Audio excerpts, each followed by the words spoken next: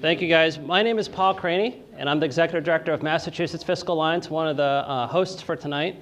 I appreciate you guys coming out. We'll try to keep this on schedule because I know people want to go home. They have other things going on.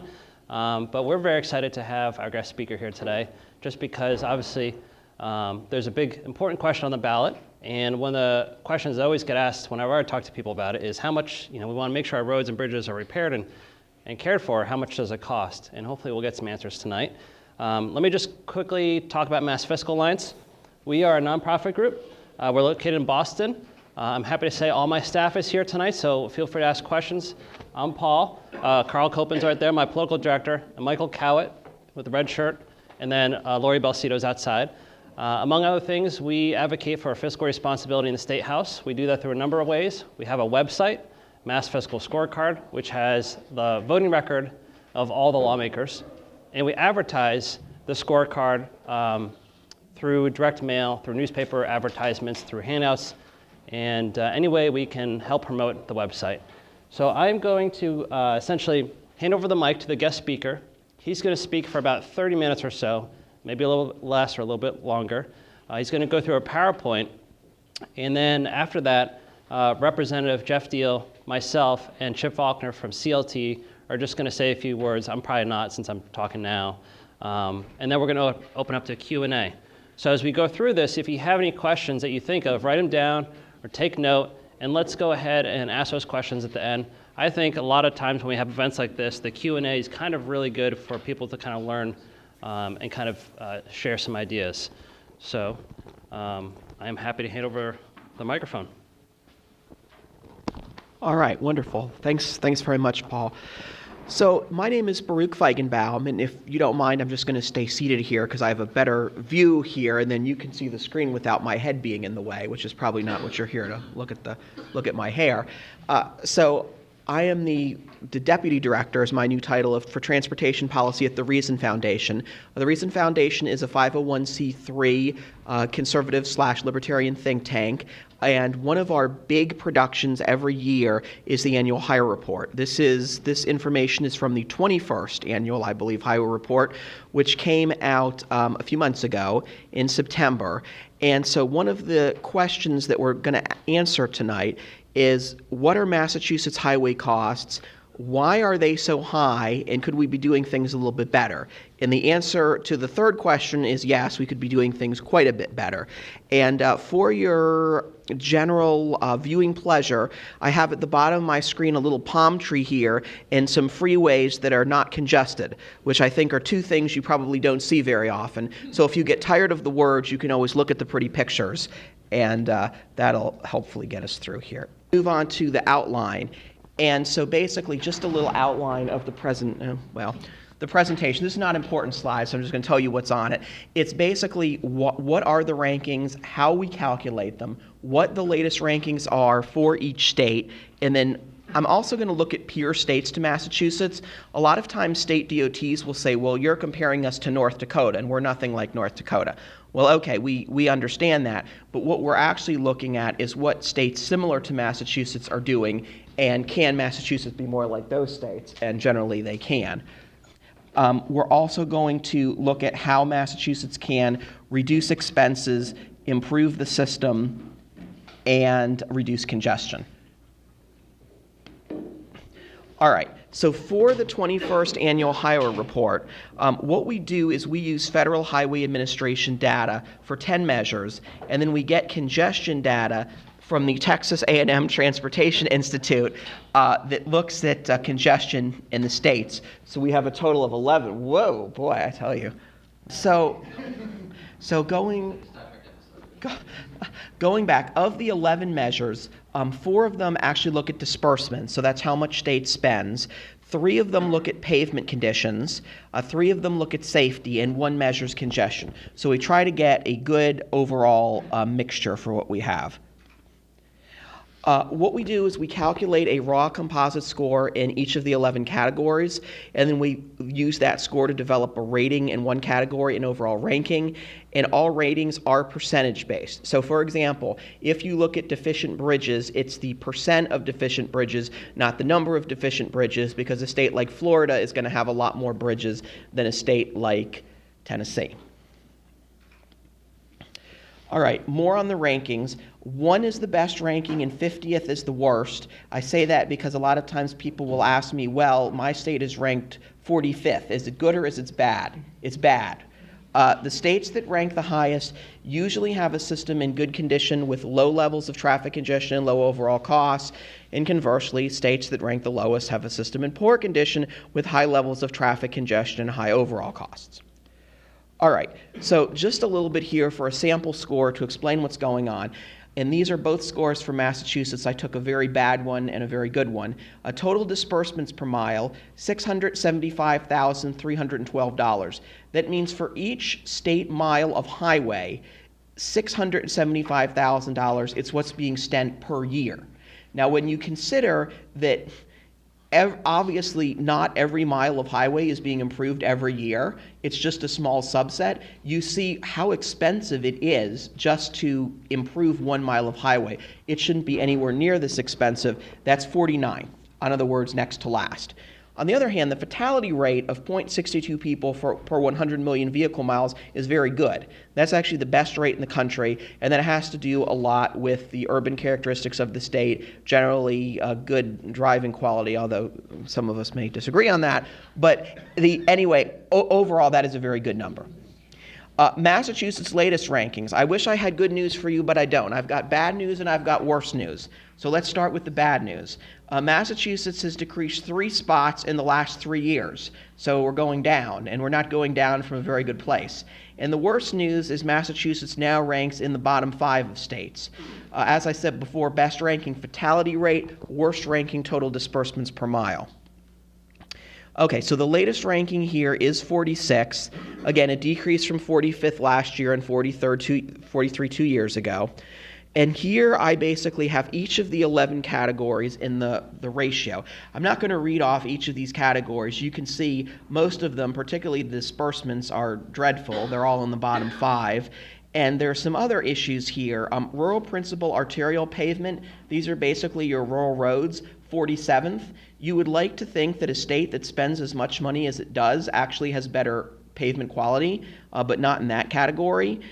Deficient bridges. You'd like to think that a state spends as much money as it does actually has better bridges that are not functionally obsolete and structurally deficient. But there we go, 47th. The ratios are compared to other states. So for example, the average in the US is a 1. So anything higher than a 1 shows that it's worse. Anything lower shows it's better. And you can see, some of these really stand out. Administrative disbursements. That means Massachusetts spends 7 times the average on administrative costs as a state. Rural principal arterial pavement, 5 times worse than the U.S. average. So some of these numbers are not just bad, they're really bad. All right. I want to also show you, people say, well, okay, so what are the better states? What can we be doing? And the overall best state this year was Wyoming, but you can see, depending on the category, it really varies. So South Carolina does well in disbursements, you can see, with a few other states. Rural interstate condition, there's actually 6 states that have 0 interstate miles in poor condition. And you can see there's a lot of variety here. Rhode Island doesn't have a lot of rural interstate, but what they have is in good condition. Also, let's see, a fatality rate, we talked about Massachusetts. Arterial narrow deficient lanes, there's also a number of states there, including Arizona and Delaware. So I think one of the narratives we hear a lot is for small northeastern states, it's really hard to rank well. Well, that's not really true. And then deficient bridges, even California's number 1, and they're not number 1 in much of anything good. Overall ranking's the worst, and so just so you can see, my home state of New Jersey is on here for 3 things. In case you think Massachusetts spends too much, New Jersey really spends too much. And then you can see Alaska and Hawaii are kind of outliers on here as well. West Virginia is on here once, Rhode Island for deficient bridges. All right, so what is the problem? Well, I think I've spent the past 10 slides going over it, but just as a summary, Massachusetts spends a lot per state-controlled mile of highway, yet has a poor highway system and one that is generally not well maintained. And that's sort of the double problem, a lot of spending, not good results. Okay, so we do get some complaints with the highway rankings, and it's probably not surprising to you that the states that complain are usually the ones that do poorly. The states that do well just think it's absolutely a wonderful thing, and they wish we'd do it 2 or 3 times a year. The states with the lower populations tend to rank higher than states with higher populations. We do see that to a certain extent. The low population states tend to cluster near the top, but I would point out that we've got some stinkers in terms of low population states in Alaska, Vermont, and Delaware that are in the bottom. And we have high population states such as Texas, Georgia, and Ohio that all rank in the top 14. So again, I'm not saying Massachusetts should be number 1, but I think it's pretty realistic to expect 25. Low population, less urbanized states have an advantage. I said slightly, okay, and should be able to rank in the top 25. All right. So what I did is I pulled out what I would call some peer states. And peer states are those that are similar in population, land mass, density, and geographic area. And for Massachusetts, we kind of have an interesting mix here, basically to look at how they fare. Because, okay, we don't want to compare Massachusetts to North Dakota, but I think we can agree comparing Massachusetts to Maryland or New Hampshire or New Jersey or Ohio even is pretty fair, and you can see where these stakes rank. And in some cases there's an outlier. New Hampshire in population, they're all pretty similar in land rank. Ohio's the biggest, and then in density, all in the top half. Although obviously New Jersey, Massachusetts, and Maryland cluster a little bit towards the top. And so, how do Massachusetts peer states rank? And the answer is mostly better, although maybe not wonderful. Maryland is 39th. New Hampshire is 23rd, which I think is a number that Massachusetts can shoot for. New Jersey's 48th, so that's probably not anything we want to look at. And Ohio is 14th. So as I say, Massachusetts is the second worst to New Jersey of these states. And so the question is, what are the other states doing differently? And so I want to look at the peer state rankings. I'm actually going to go to this slide, which has them in green and red. Green means better and red means worse. And as you can see, these peer states do better in most categories, again, with the exception of New Jersey. Fatality rate, Massachusetts is 1 in, so that's a pretty good advantage. But then there's some areas where everyone does better, including New Jersey. So we look at administrative disbursements. Again, costs for administration, which are very, very high. Rural interstate condition, rural arterial condition, with the exception of New Jersey, total disbursements, capital and bridge disbursements, arterial narrow lanes, deficient bridges. So it's a lot of spending categories, but it's also some overall categories for which spending is really not an excuse or even the problem. Okay, so why do costs vary between the states? We have some things which I would say are controllable and some things which are not. So there's a lot of factors here. And terrain, climate, geography, truck volume, urban congestion, not much urban congestion in North Dakota, system age, budget priorities, unit cost differences, state budget circumstances, and management and maintenance philosophies. And what you see is a general narrative that state DOTs cannot control these factors. And again, most of these factors, I'd say 75 to 80% of them are controllable. Again, we're not aiming for Massachusetts to be number 1. We're aiming for Massachusetts to be number 20 to 25. You can get to 20 and 25 without control, with things you can control. Okay, so popular excuses. This is one of my favorite. Climate. Prolonged cold weather, the freeze-thaw cycle increases stress on the road. You see this a lot in states that are in the northern tier. We hear that they wear out pavements more quickly.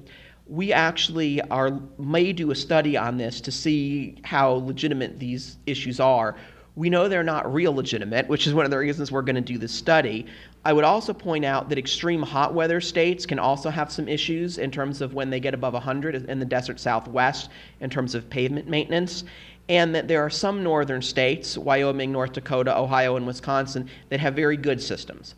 So the freeze-thaw cycle is an issue, but it's really not that big of an issue if your system is maintained in the first place. Geographic size, I think I mentioned states with larger road systems do tend to have economies of scale. Now, it's important, this particular study looks at state highway systems, not local systems. So depending on the state, if you're in a state such as North Carolina and Texas, virtually every road except those in subdivisions is a state road. Other states, such as I think North Dakota is on here, there are many local roads. So just because it's a large state doesn't mean it has a large system. Just because it's a small state, it doesn't mean it has a small system. So what this is basically addressing is states with large state road systems tend to have economies of scale. Again, this is typically true, but you've got the North Dakota with the small system ranking highly, while Pennsylvania with the very large system ranks poorly. Okay, so the reality is a state DOT can control most of the factors, talked about the 25th ranking. The question is what factors that the state can control will actually improve the ranking, and what are some easy improvements that can be made in each of the areas? In other words, which improvements don't take a massive reorganization, even if a massive reorganization would be a good idea? Which of these things are relatively easy to improve? I want to talk a little bit about an issue unique to Massachusetts, which I don't think gets much press, but is really important, and it's transfers to the MBTA. So a lot of the gas tax revenue that is paid in this state goes from the state, basically from highway uses to transit uses. And there's so many issues with this. My issue is more of a user pay, user benefit. If the folks driving on the highways are the ones using the system, that's where, and paying for the system, they should be the ones that are actually getting the rewards of that. Because the folks on the transit systems are not actually paying the gas tax when they're on the transit systems. Are we the only state that does that? No, but you are one of the worst by far. And I'm going to talk about that a little more. So I'm in Georgia here for a couple years working on some issues in Atlanta. Georgia is the 8th largest state now by population, so actually a little larger than Massachusetts. Atlanta is now to the point where it's slightly larger than Boston. We don't have any gas tax transfer to the transit system. The transit system gets all of its money through sales tax and local property. The issue here is that the fare box recovery rate, which is what people pay to use the bus and the transit system, is lower than almost every other U.S. rail system. And the reason this is because the fares are very low. So therefore, in order to make the system work, the train and bus system, there has to be a much higher transfer of gas tax revenue. And so when I looked at other states, New York, California, Massachusetts has either the highest or one of the highest, depending on how you do the accounting, transfers per capita of any state in the country. And so this is really one of your major problems. I mentioned transit should not be funded by local funds. MBTA doesn't serve the entire state. If you live in Western Massachusetts, you're unlikely to use the services, and so the rural motorists there are actually subsidizing Boston Transit Service. And so I put, while in my dreams, we might like to get rid of this subsidy, reducing it in half would be a great goal and would really help. Overall disbursements. So this is the amount of money that Massachusetts spends maintaining its system. One of the things that would help if Massachusetts DOT had a flatter system, I like to call that less chiefs and more workers. The folks who are in the high levels, shall we say, are not the ones going out and maintaining the roads. And they also are the ones getting the higher salaries, and oftentimes those positions can be combined. I also recommend outsourcing maintenance projects and competitive bidding. There should be a way, even with the strong union in this state, in order to get some better costs. The costs are very high. I also recommend, a lot of states have experimented with allowing their divisions in terms of, there's a division in Western Massachusetts, one in Eastern, one in Central, one in the Cape, to have more autonomy and creativity. Because oftentimes the best ideas don't come from the top. They come from someone in the field that says, gee, we've been doing this the same way for 10 years. Maybe we should do this and it would be better. So I think if you've got more of a bottom to top, shall we say, flow of information, that could be an improvement. And then also the non-modal organization structure, and that's for saying maybe transit doesn't need its own division, own division, maybe rail doesn't need its own division, maybe biking and walking don't need its own division. There's pluses and minuses there, but I think that would help as well. And yes, the cost of living is somewhat uncontrollable, but all these other factors are controllable. Okay, let's talk about road quality, because this is really bizarre, the fact that so much funding, there's so much money being spent, and yet the road quality is still really bad.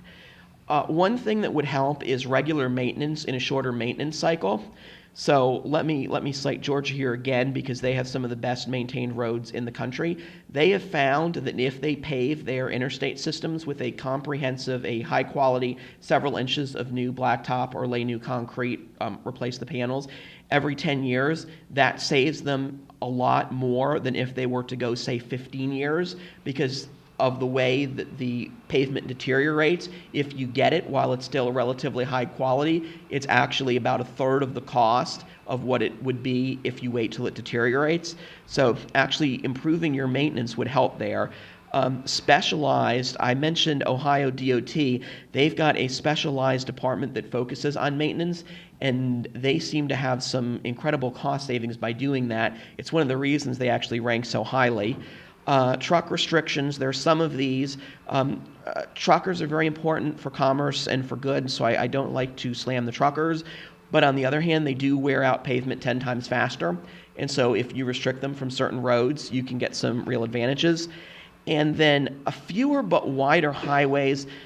This is a little controversial in some ways because of induced demand, but for a major metropolitan area, Boston highways are relatively narrow, a lot of 6 to 8 lane highways. Widening them can get you some economies of scale where feasible. It can also be very expensive, so it's sort of spot specific. And then the uncontrollable are weather and topography, although this is not really a super mountainous area, so that's not a very good excuse.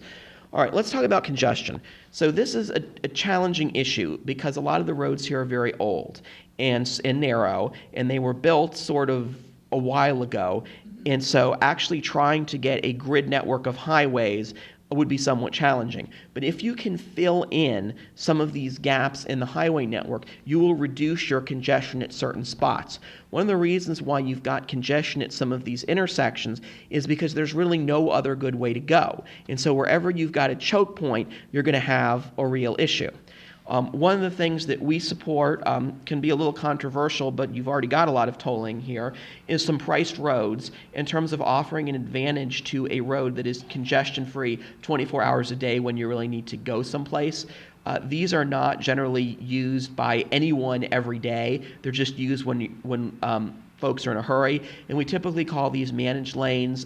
They typically have some sort of bus or carpool availability as well, so you sort of got a consensus across the political aisle.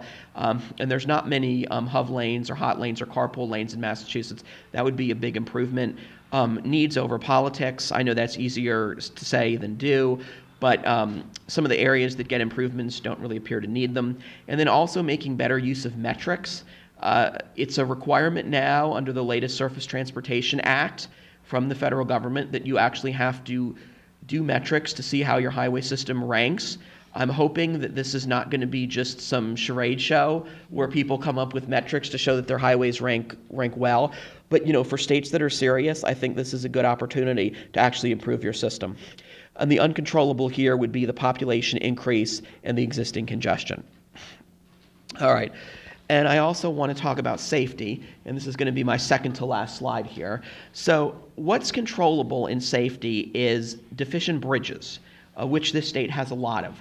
One of the things that Pennsylvania, which also has a lot of deficient bridges, has been able to do fairly successfully is a bundled P3 highway maintenance program.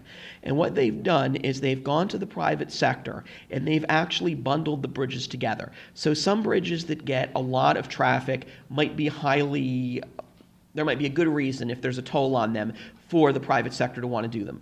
Other bridges that are more in the local areas, maybe there's no toll, they're not real appealing. And so what Pennsylvania has done is they've bundled an appealing bridge with a less than appealing bridge, gone out to the private sector, and been able to get some real interest in terms of retrofitting these bridges much, much faster, a half to a third of the time that the state is able to do. And I think this is something Massachusetts should look at. Also, a lot of narrow lanes. Some of this is as simple as modernizing and widening the roads and improving them, taking out curves in the roads. Again, this is not the cheapest solution, but I think when you're looking at a problem for congestion and for safety reasons, it's something you want to do. And the fatality rate, not really a problem. We see a lot of those issues with drunk driving and windy roads. Okay, they're, again, uncontrollable, the deficient bridges, the age of the bridges, the narrow lanes, the age of the roadway, and the fatality rate is a rural urban thing. So let me just sort of close here in saying that when a state ranks 46th, there's a lot of improvement that can be made. I'm not saying that Massachusetts is going to be number one, nor am I saying that it would be realistic to be number one. But I think through the use of transfer of funds to transit, the high administrative and maintenance cost for the road, some of the issues in terms of the narrow arterial lanes, in terms of congestion, which is an issue, there's a lot of improvements that can be made. It's not just a case of one major problem. It's probably 4 significant issues that can be dealt with. So I wouldn't accept the excuse of, oh, we're special because of this or because of that. There's actually a number of improvements that can be made in the state. Thank you.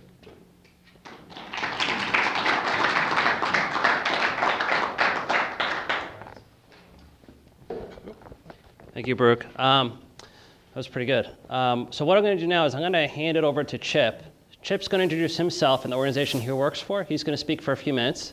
Then Chip's going to introduce Representative Jeff Deal, who most of you know. Jeff's going to introduce himself and talk about what he's been trying to do. At that point, we're going to take some Q&A, and we'll conclude, and there could be some more discussions afterward.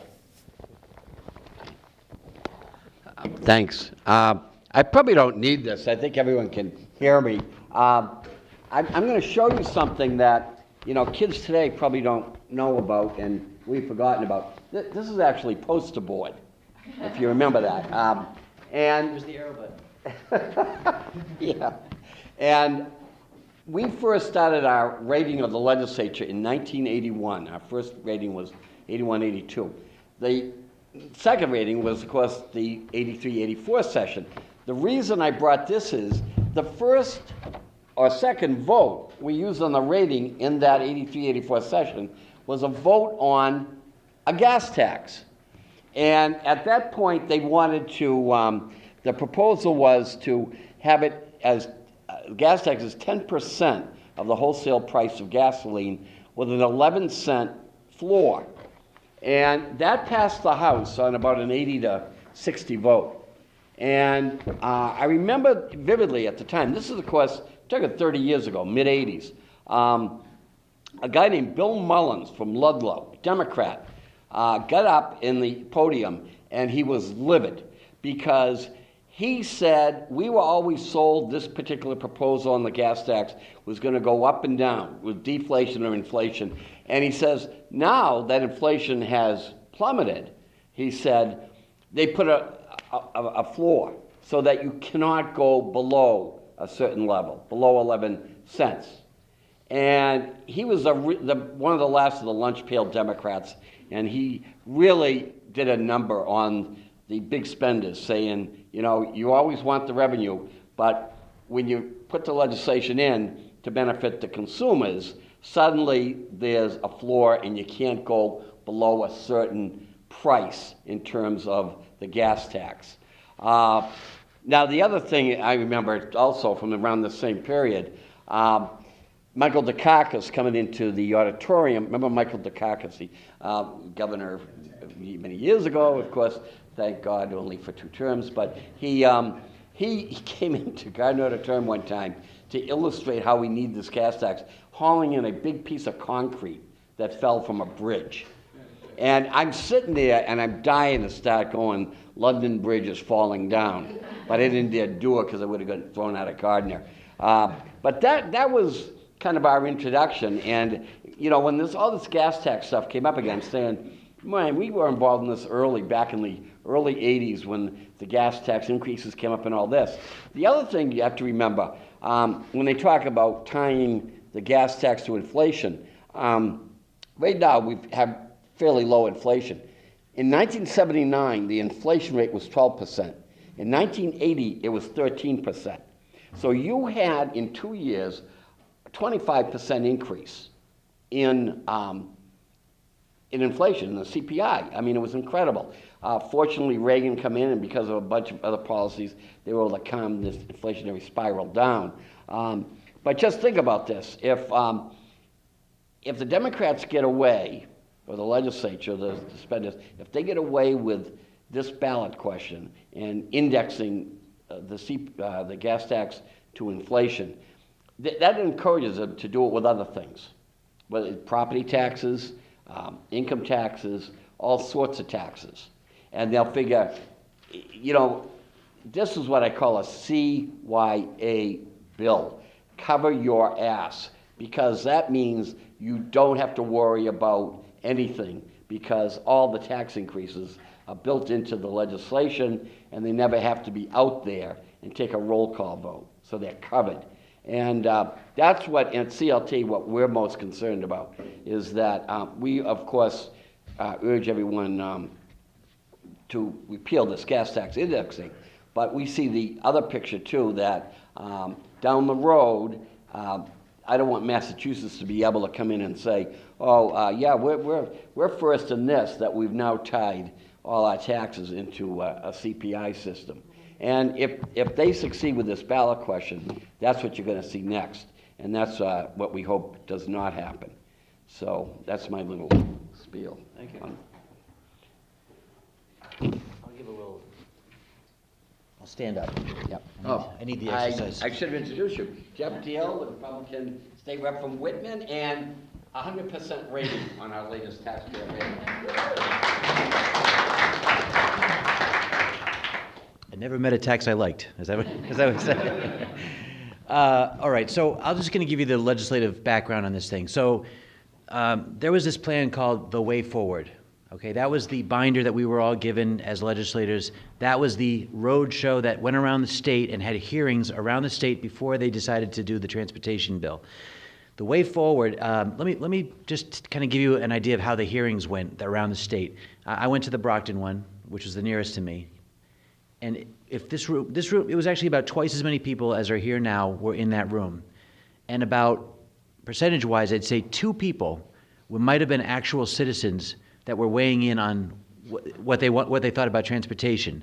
And the rest were all related to transportation as far as, either employees of DOT or agencies or industries or other government agencies that were there, quasi-government agencies that get, spending from DOT or just from the state itself. So, it was just packed with sort of your government employees, in a room to just give the big nod about, yes, this is a great plan. And the questions that were asked by the citizens were, I want my bus to stop in front of my house more often, things like that. That was the real substantive debate that went on around the state for this hearing on the Way Forward. What the Way Forward really was basically a backroom plan that was determined by the one party that runs the state and the DOT on what they wanted to do. And the big plan was to obviously increase the gas tax by 3 cents. Now, the debate really was with the governor's office. He wanted to increase it by a lot more.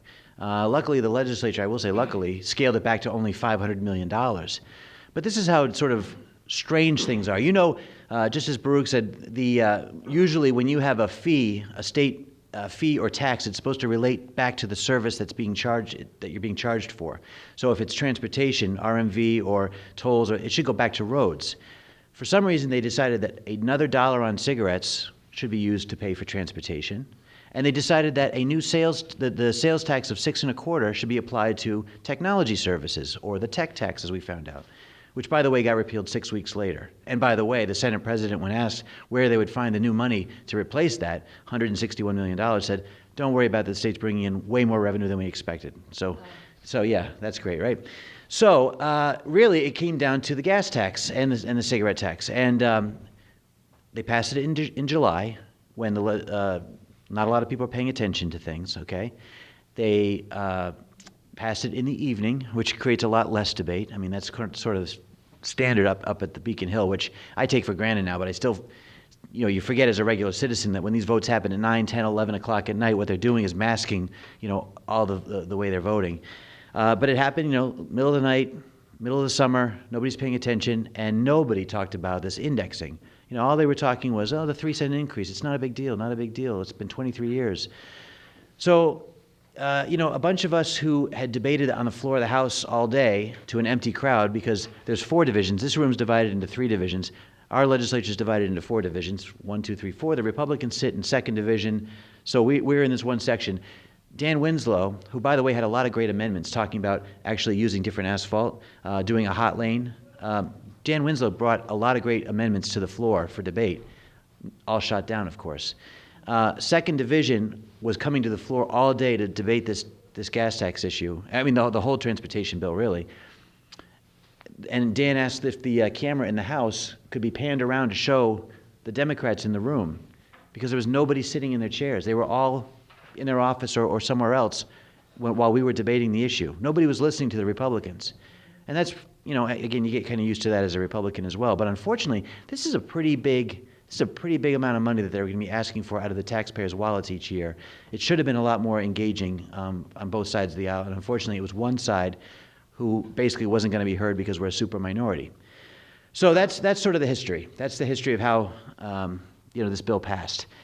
Fast forward actually just a few weeks later, because we had very little time to get organized if we were going to be on the ballot. Ballot questions had to be sort of drafted and into the Secretary of State and Attorney General's office for review very quickly.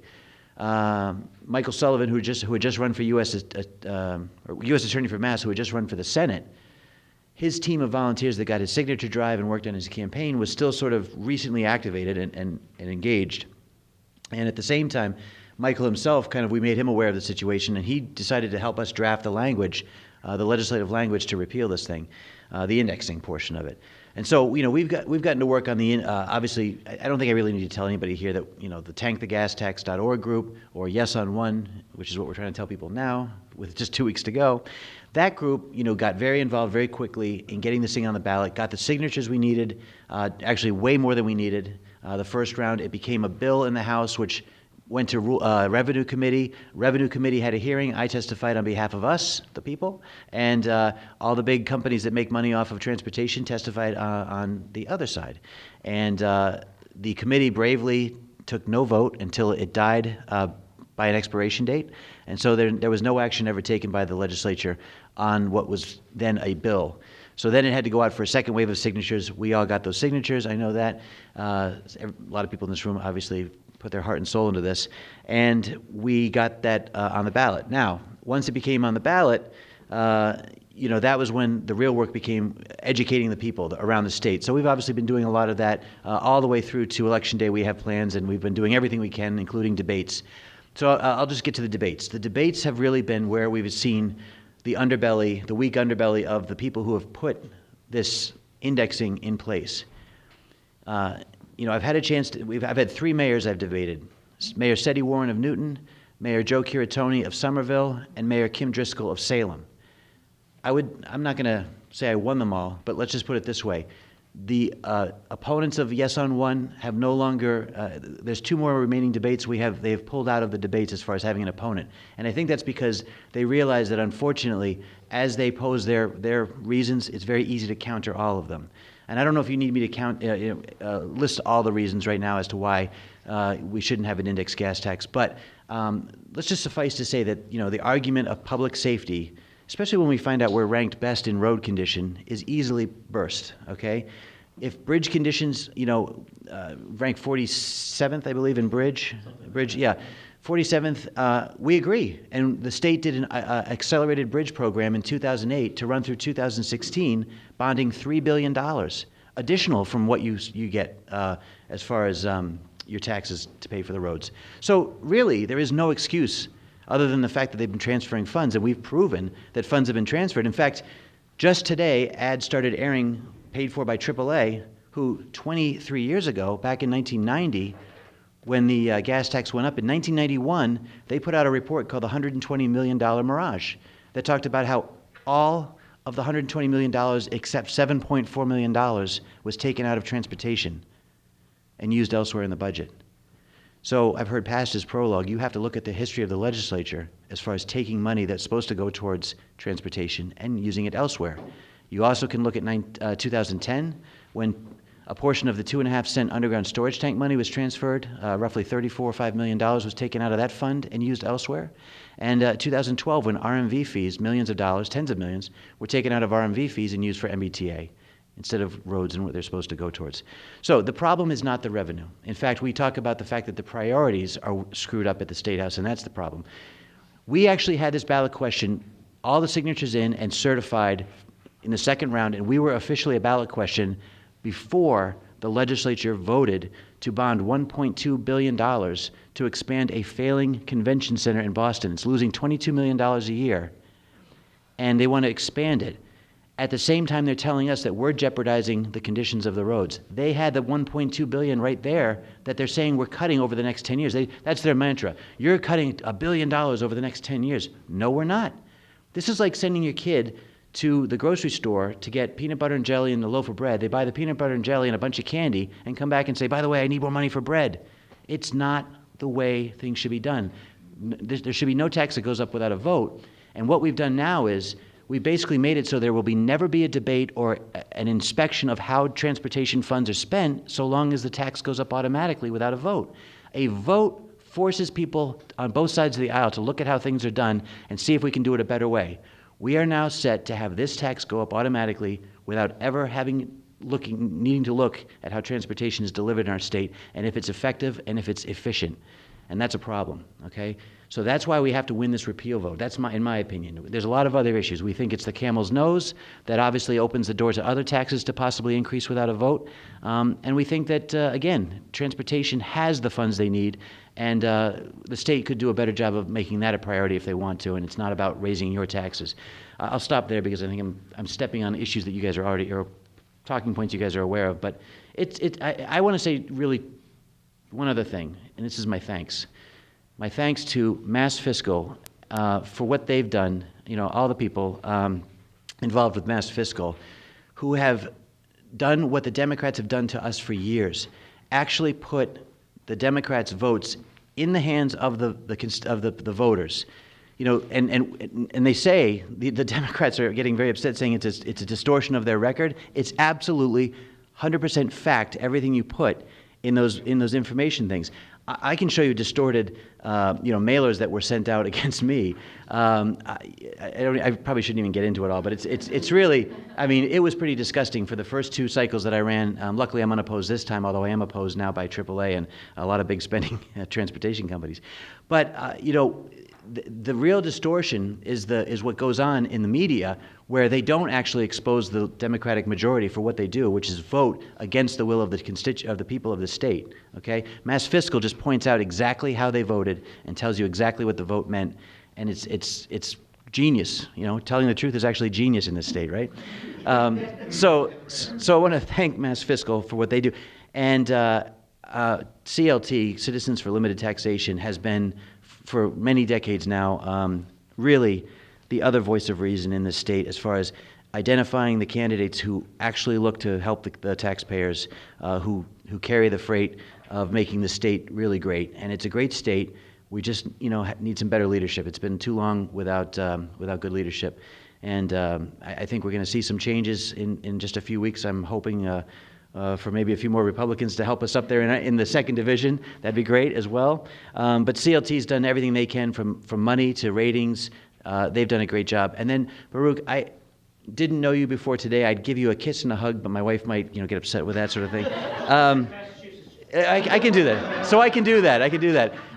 After we're off camera, okay? So, no, but no, you delivered to me the one last piece of ammunition in a series of debates I'd had, not just the debates on TV and radio, but debates on Facebook, on Twitter, where the Democrats, in the chamber, my legislators seeing me in the hallways and giving me the dirty look and the what are you talking about type of talk. You've given me the final piece of ammunition I needed, which was to prove to them that we absolutely have $500,000 more each road mile than the average state to spend on transportation. And that really burst their bubble. And so, and then there's more to it, obviously. The fact that, all the research you've done behind that talks about the other statistics. It's just, came out of the sky, a gift from heaven, and I can't thank you enough for what you've done to give us that ammunition. So I guess that's it for me. I'll turn it back over to Mass Fiscal, and I guess we're going to take some questions.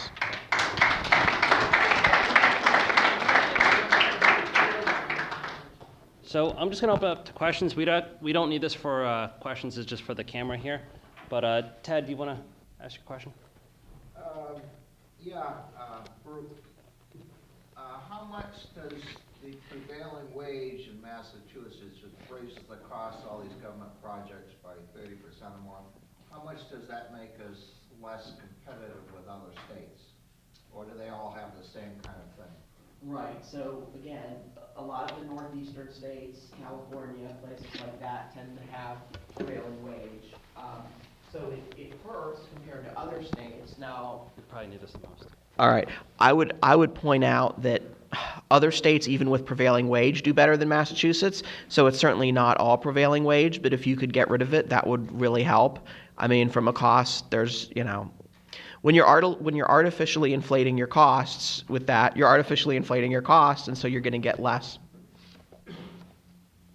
More questions? Go Can ahead. you just tell me how that 675,000 is calculated? I mean, I understand that we're worse than the other states, but what goes into that? Are we talking resurfacing a road or constructing a road originally? Or what? Let me actually pull that slide back up here so I don't make an error. I want to make sure I give you the right one.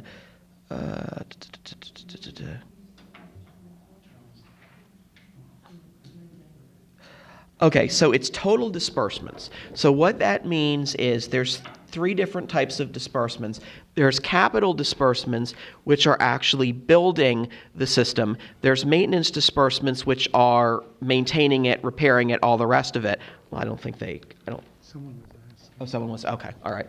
And then there is administrative disbursements, which you're paying for. So what that means is for each state mile of highway, you're paying $675,000.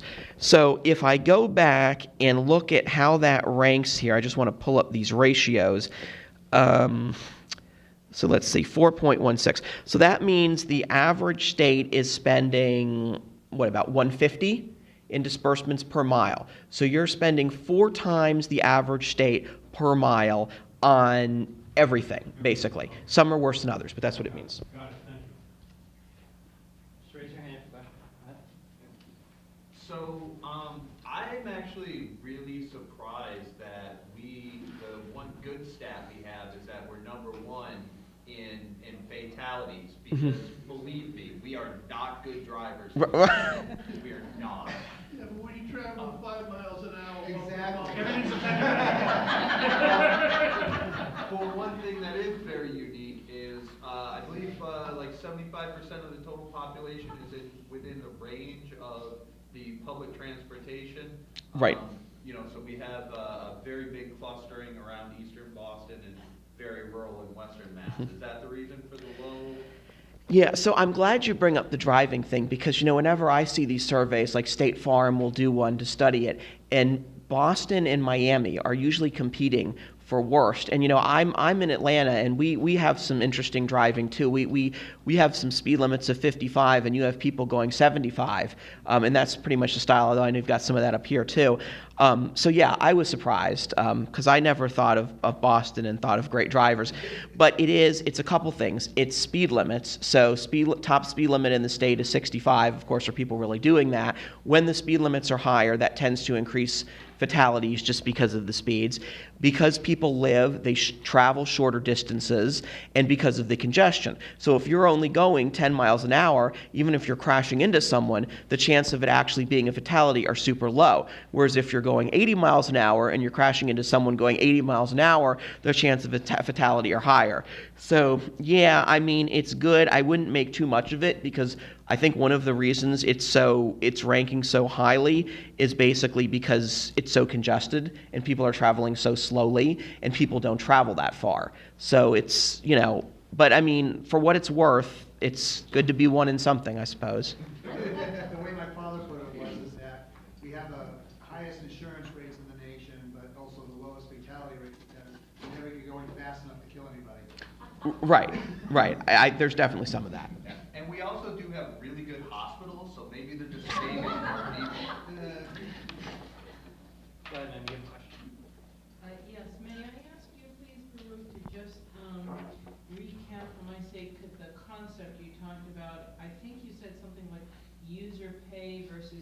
user benefits, you're talking about the transfer and who's paying and the unfairness.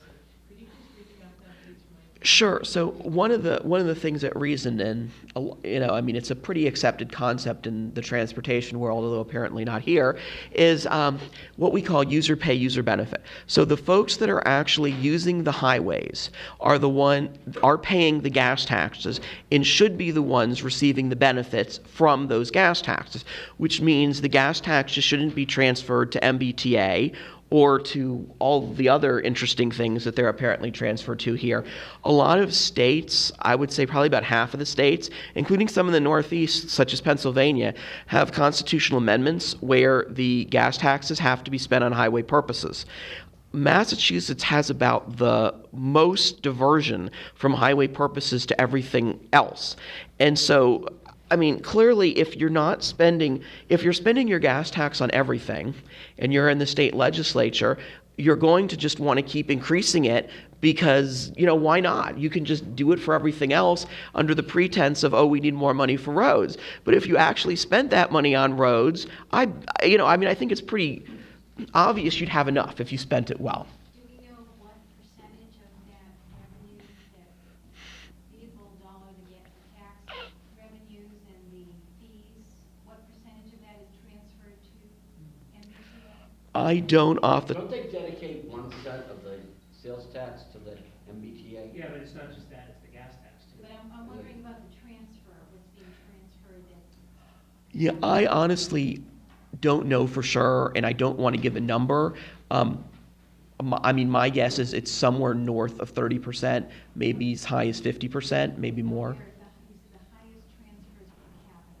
The highest transfers per capita, because a lot of the New York transfers, California transfers, so it's not just Massachusetts, and I don't think there should be any transfer, so to speak, in my opinion, but you've got a lot of people using transit, so. But clearly, if you're going to do transfers, it should be much, much less. I don't know why it should be this high. And it goes into everything I talked about in terms of the fares on MBTA being low, in terms of the fact that the state DOT has a role in it, which is not kind of interesting. Usually there's a transit agency, but MBTA is a state agency. Usually your transit agency is more of a regional agency. I know Boston's a large part of Massachusetts, but so there's a lot of interesting things going on. To clarify that though, is that $655,000 per mile figure including the transfers? I guess that's what I'm trying to, when you're saying, Yes. I'm trying to figure that out. Yes. Okay, so maybe 100,000 of that goes to the MBTA. Very possibly. Okay. Rob, you got a question? Two things. One, do you have a study that shows the transfers and how we all rank? Is that embedded in the big study? That's not embedded in the big study. That was basically a little analysis I did off the top of my head, looking at which states transfer the most. And then the second thing is, I kind of looked at a bunch of different states in a project that I'm working on. Sure. With gas tax dollars. One of the big problems that I think a lot of people see is because of the rising CAFE standards and electric cars and all of those sorts of things. I mean, you buy a Tesla, you're not paying to use the road. Right. And none of us want to see a mileage tax. How as going forward, how do we pay for roads going forward in 10 years when, we're all driving 50-mile-an-hour cars because they're forced to make them more expensive? Right. Right. So the CAFE standards are in place. They are what they are. I think they're going to make cars more expensive, but I don't think they're going to be rolled back. So options. So I guess I would say, sort of to perhaps maybe be a little contrarian, a mileage-based user fee, I think, is a solution if it's done correctly. And when I say done correctly, I don't mean tracking. I don't mean any of that stuff. What Oregon has done as a pilot program is they've given people three things. What you can do is you can pay a flat fee, and there's nobody knows how many miles you travel. Nobody knows where you go. The other option is you can pay for the number of miles you travel, but they don't know where you're going or when you're going. So it's basically just an odometer reading when you do your annual inspection. And then the third is what people tend to think of, where they know based on the time of day, when you're traveling and where you're traveling. I think an optional tiered system like that would be better and could get us to the same place. I agree with you. The gas tax is probably okay for the next 10 to 15 years, but after that, it's going to be a relic. Personally, I'm not a big fan of a sales tax for transportation, not user pay, user benefit. I would also add in some states, so for example, in some of the southern states, Georgia and North Carolina have looked at possibly lowering the income tax. If they did that, they would have to raise the sales tax. To a certain extent, if you put a sales tax on transportation, it makes it even more of a non-starter to do real tax reform. So tolling would sort of be part of it, but tolling would sort of be part of a more mileage-based user fee. So I think if implemented correctly, it could work. Now, I will say there are some places that probably want to do a mileage-based user fee and assess some of that on transit. That is not the solution I would go for. So yeah, it has to be done correctly, and it is a complex issue. Yes. My understanding is in Germany, they use different products on the roads. They have winters just like we do. And if you look at 495, that's paved much differently than Route 2 is. They use two different products. Yep. And so you're having to replace them. They're using ground rubber, and it'll expand and contract as needed, the heat and things. Is it that we should be switching over to a different product, that we are not using a cost-effective product? Are we using something more costly than the other northern states like Vermont and New Hampshire? So it's a good question. There's a lot of different products. There's also, when you get into treating for winter weather, there's, pre-wetting and pre-treating and what chemicals you use and all the rest of it. I haven't looked into as much depth about that to say. I will say compared to Germany, German roads are much thicker than ours, and as a result, they tend to last longer. It's more expensive to build those type of roads, but over the life cycle cost, it's cheaper because they have to repair them less. So yes, we should be building thicker roads, and we don't.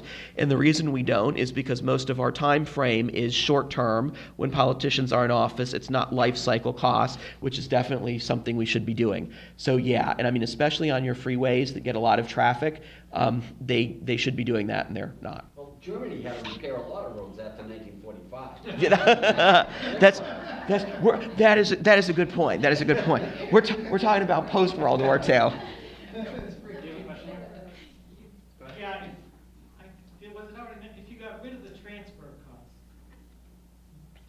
where would we rank? It would be hard, because I'd have to find out exactly what those costs are. You'd rank better. You still wouldn't be 25th. You'd probably go from, say, 46 to maybe 33, kind of a ballpark figure, because the transfer costs are not the whole problem. The rural arterial, and even with the transfer cost, the cost for maintenance and building new roads is still way too high. The MBTA will help some of that, but it's still a separate. The MBTA is one of about 4 problems. Question up there? Yeah, actually, it's kind of a comment, not a question.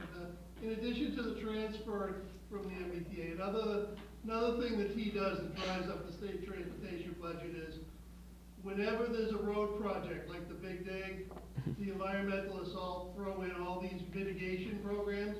We still have, like, the Green Line extension, which is not even done yet and is now already up to projected $3 billion, is still a relic of the Big Dig. There's a couple others. And this insane Olympic proposal that they're trying to ram through, I think that's just cover to put in another big wish list for the MBTA, all these projects that they can't sell on their own. Yeah, just the environmental is one issue, and I'm betting that there's a lot of environmental friendliness in this state, which is maybe not really it may not even be environmental. It may be more, we don't want you to build roads, and so we're going to put up as many barriers as we can. I would say Maryland, of all places, which I lived in for a time, which is also very environmentally friendly, has found a way to actually do legitimate environmental protections and speed up their costs, so that might be a good model to look at. I don't think Massachusetts is going to become Texas, in other words, and zip through the environmental things, but there's certainly room for improvement. Can I make a comment on that? Sure. I actually was at the Globe editorial board for a meeting with with their about seven writers, and one guy said, "Isn't this gas tax thing great because it's going to create less driving?" And I said, "Well, I lived in New York. I've taken the subway. I didn't have a car. I got around great. If you live in Boston, that makes sense. It's great." But I said, living in the suburbs, you know, I've got to get to and from work. I've got kids to take to and from school sometimes, or activities. I've got to go out to grocery shop. I don't think, quite honestly, in this recession era, I don't think people are traveling as much, out as much. You've got, you know, movies are now on demand. I mean, you're watching movies at home instead of traveling out to see movies. You might go locally to your local town restaurant, but even that's down, get the restaurant tax up. I mean, it really was like mind-boggling to have the city guy tell you, you know, you guys in the suburbs just should really be driving less, and we think this is going to help, you know, change that behavior. And they really believe that too. So that's part of this as well. Any questions, sir? Yeah, I've got several comments. One, if in the future people have more efficient cars, the answer isn't how do we come up with more money. The answer is this is a good way to squeeze the system to be efficient and get rid of the corruption up at the top instead of feeding into the system. There is a bridge, which I'm sure everyone's familiar with. This state has got a lot of problems. There's a bridge that was being rebuilt in Wellesley, and that bridge probably was about 100 feet or 200 feet, and at least it took them 5 years, at least, maybe even longer. So it seems that people get the contract, and then there's nothing to compel them to complete it. And that just adds to the grid, and there's no reason why construction should take that long. So one of the things that some states have gone to, and Florida was actually pretty pioneering in this, which is surprising because Florida's not pioneering in many things, but they actually give incentives to finish contracts early, because what we find now is states that have incentives to finish projects early, the construction companies will shift their workers to those states because it's to their financial benefit. In states that don't have incentives to finish work early, guess what? Their projects take longer. Right. So, and I mean, it doesn't have to be a big incentive. It's amazing what a small amount of money will do.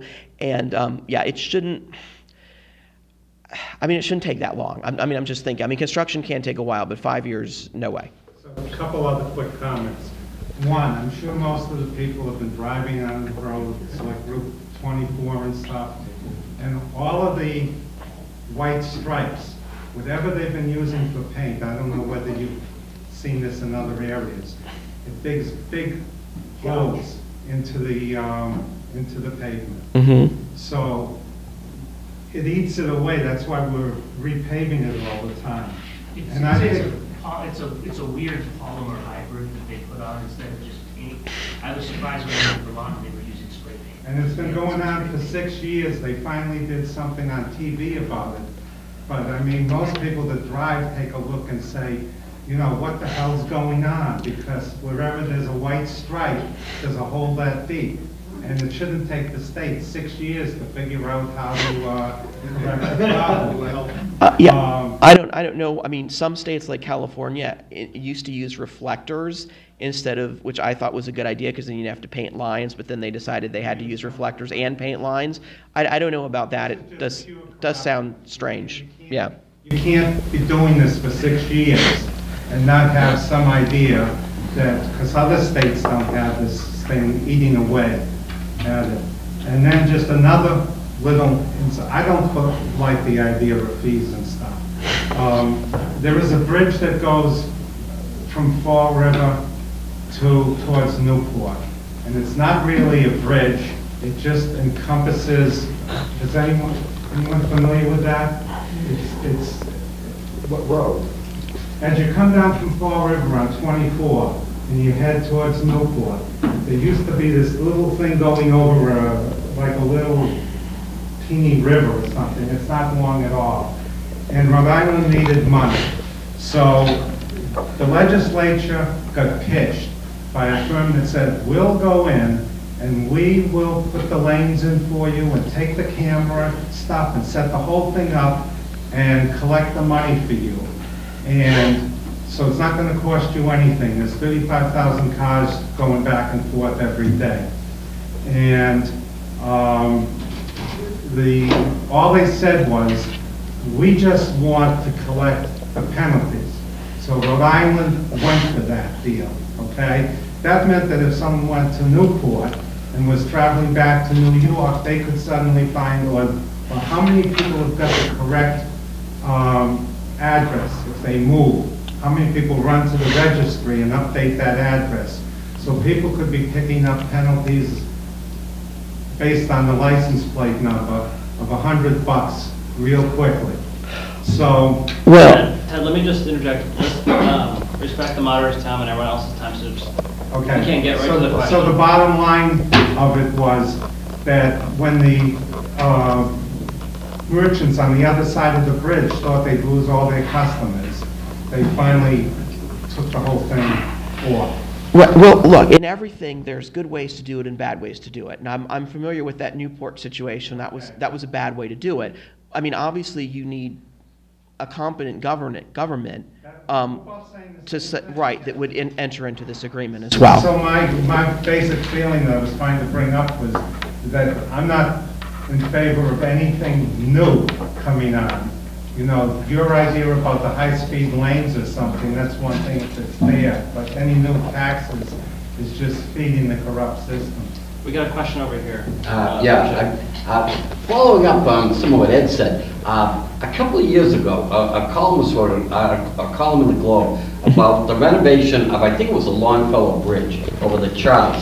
And the gist of the column was that the cost they came up with was some astonishing amount. It was like 220 million. It was something like that. I could be off by 40 million. But he said, how can it possibly cost that much to renovate the bridge? Not to get rid of it and build a new one, just to renovate this bridge. He says it was like $1 million per foot. And he says, but what's amazing is when they came out with this figure in the state, there was no uproar, there was no, wow, this can't possibly be true. It was just, well, I guess that's what it costs. He says other states, they probably have armed marches on City Hall that you could possibly come out with an exorbitant cost like this.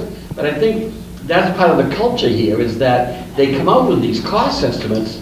Well, I mean, the big dig at 2.6 billion, now it ended up at 14.3. Right. You know, that's the culture here, and I think that's part of what you're dealing with, these costs. Yeah, I mean, I think it's important, you know, for groups that are here, you know, like yourself, to really bring up these issues that other states wouldn't stand for this stuff. And I don't know why Massachusetts does. I mean, I guess the large Democratic majority has something to do with it, but there is just so much, stating the obvious, but I mean, there is just so much wasted money here, and I have no idea why a bridge over the Charles would cost that much. And the Big Dig was an example of how not to do. I mean, everyone looks at the Big Dig and they're like, okay, never do that. Because, you know, the management of that allowed it, you know, and all of these, you know, the rat control and all of these things that were added on to increase the cost. Oh boy. Any more questions? Lonnie, goodness. go ahead. You have an answer. You have a short time between now and the election. I'm just wondering if you speak about what your fellow colleagues are doing. I don't see as much leadership coming out of leadership as I would have expected. And I'm just wondering, I know you're out there working hard, I know other reps are. What can we see between now and then? So the good news is, I was just talking to Paul about this before, you know, we've got 100, I think, candidates running, Carl, about 100 candidates running between House and Senate. So that's 100 races out of 200, that's about half the races, plus we've got Charlie Baker, who are speaking on this issue. You know, the issue has been part of their mailers as far as their telling the truth on their votes.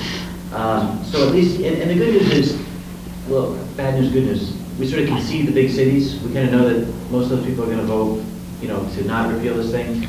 But the suburban areas are where most of our action is as far as candidates races, and that's where we need to pick up all the big votes to begin with. So we're sort of overlapping the areas we need to be as far as the issue being out on the table and being discussed by candidates. You know, as far as leadership, you know, being more out on it, I'm just glad that Charlie Baker was openly for it. I think in the debates, I know the last debate that I watched, the last 8 minutes, I think, was about the gas tax itself. And actually, that was the one before. The last one, it started out the debate. The first 10 minutes or so was gas tax. I mean, it's really been an incredible issue, and it's because it's not just gas and gas tax. It's not just a tax. It's the whole theory of our democracy being based on a representative vote on money we ask our citizens to pay, and now putting it basically out of the hands of legislators. And that's, that's something we did fight that day. Clearly, we've been, pushing it since that vote. And I agree with you. I think we can do a better job for the future out of the House. We got to build that Senate to more numbers, but we got a lot of people in the House that should be echoing this, and hopefully we can do a better job on future issues. But I still think we've made a pretty good amount of noise for the group that we have. I think one of the problems, the worries Barbara Anderson has, my boss, among other things, about that question, is the yes vote means no. Yeah. I mean, yes means no and no means yes. I mean, people can get very confused about this. And I know you guys have tried to address this. Yeah, so this was out of our control. Yeah, the language had to be written that the active motion of repealing what was currently existing meant that the vote would be a yes. It had to be a yes, I want to repeal. It couldn't be a no, I don't want it to stay the same. It's just, the language was what it was. We really couldn't, we had to Bill Belichick, and that's what it was. So, so it's yes on no. I mean, yes on one, yes on no more increase in tax on Yes on no. And it has been sort of an educational process. But I do think, the good news is the big media guys like we have, the voices like Howie Carr, Jeff Cooner, even in the papers, the Worcester Telegram and Gazette, I was in Worcester today for a rally, the Worcester Telegram Gazette endorsed us. But we've had some good endorsements lately. We're hoping for, the Herald endorsed us. They're all saying, yes, no on the ballot questions. I mean, I've seen some of them on number 3 saying, I don't care, yes, no, I don't care, no. But the fact of the matter is, for the most part, most of our side that's with us, and that's hopefully the same people that put Scott Brown in the first time, we're going to put Charlie in this time, are going to be with us on the yes on one, at least get to number 1 and go yes for us. I'm hoping. Just anecdotally, I was at an event about a week ago. Somebody had early voted, and I asked them, was it confusing on the ballot when you looked at the ballot question? And the person said no. It said right off the bat, a yes vote repeals the indexing of the gas tax. So I'm hoping that between those ballots, the early voting ballots, and what people see on election day, it's not as confusing as it's being made out to be. But I do agree, it is confusing. Thank you. Henry? One other comment, ballot question 2 that deals with the deposits on plastic bottles and other things. People may not be aware of it, but there's a provision in that the deposits will also be indexed to inflation. So maybe 5 years from now, they'll say, oh, by the way, we're going to up the price from a nickel to 6 cents. That'll apply to all deposits, which would also include the things that are currently cans, et cetera. So that's another one that's indexed to inflation that's on the ballot this year. I just have to weigh in on that too. I'm sorry, I just have to weigh in real quick. Because I took a tour of a beverage company, and they did a slideshow for me on their company's profits. They spend $1.7 million, Burt Distributors out of Avon, right in my region. They're one of the regional distributors for beer and alcohol and certain things. And you visit them frequently. Once a week I get their tour. So they showed me the spreadsheet. It was astonishing. $1.7 million they pay in taxes, corporate taxes. $2.2 million in escheatage fees. Escheatage is the term for the amount of money they have to pay as their share of the bottle bill. And so that's before we get into expanding it. $2.2 million, more than they pay than regular taxes. And that gets passed on to the consumer. And that's what's going to happen. Well, absolutely. And just another note on that. How many of these actually end up as something that's whole that could actually go through a barcode scanner? Or how many end up just like this that you could not return? Let me just point out, we have on the table out there, Mass Fiscal Alliance has positions in 3 of the 4 ballot questions.